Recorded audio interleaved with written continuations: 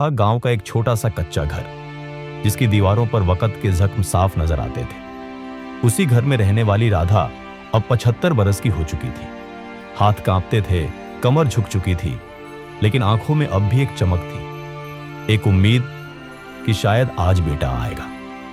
राजा, उनका इकलौता बेटा, शहर में एक बड़ी कंपनी में मैनेजर बन गया था।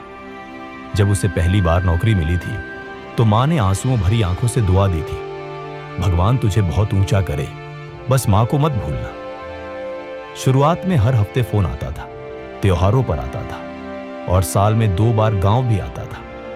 लेकिन समय के साथ फोन कम होते गए, व्यस्तता बढ़ती गई और मां की दुआएं भी धीरे धीरे खामोश होती गई। रोज सुबह वह दरवाजा खोलकर बैठ जाती थी। उनकी आंखें उस कच्ची सड़क पर टिकी होती जहां से उनके बेटे की गाड़ी कभी धूल उड़ाते हुए आया करती थी। जब भी कोई गाड़ी पास से गुजरती, वह तुरंत दुपट्टा ठीक करती, लेकिन राजा नहीं आता।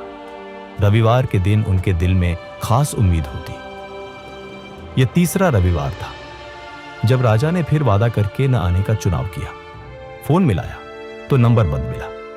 अगले दिन मोहल्ले की एक लड़की ने बताया, मौसी, मैंने राजा भैया को इंस्टाग्राम पर देखा, वो तो दुबई में छुट्टियां मना रहे हैं। मां ने चुपचाप सुना, मुस्कुराई और बोली, अच्छा है, खुश है मेरा बेटा, मैं कौन सा हमेशा रहने वाली हूं। रात को राधा की तबीयत अचानक बिगड़ गई, सीने में तेज दर्द उठा। मोहल्ले वालों ने डॉक्टर बुलाया, लेकिन तब तक देर हो चुकी थी। उनकी सांसें टूट रही थी, जुबान पर बस एक ही शब्द था, राजा।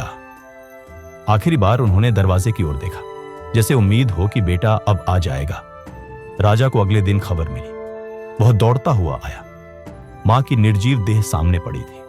चेहरा शांत था, लेकिन आंखें जैसे अब भी दरवाजे की तरफ देख रही थी। राजा फूट फूट कर रोया। सिर मां के चरणों में रखकर बोला, मां, बस एक बार और बोल दो ना, मैं आ गया हूं। लेकिन अब केवल खामोशी थी। न वो कान थे जो राजा की पुकार सुन सकते थे, न वो जुबान जो दुआएं दे सकती थी। सिर्फ एक सन्नाटा और एक मां की वो याद जो आखिरी सांस तक दरवाजे पर इंतजार करती रही। मां के पास दौलत नहीं होती, वह सिर्फ समय मांगती है। हम सोचते हैं कि मां हमेशा रहेगी, लेकिन एक दिन बस उसका खाली कमरा और बंद नंबर रह जाता है।